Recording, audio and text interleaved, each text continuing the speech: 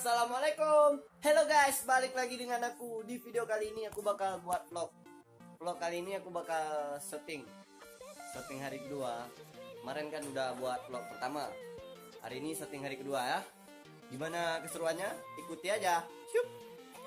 Kita ada kerja, Gede banyak benda hayu.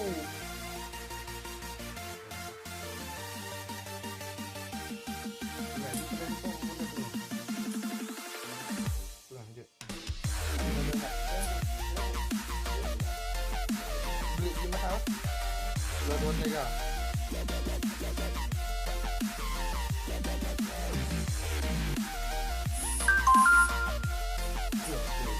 Apa-apanya?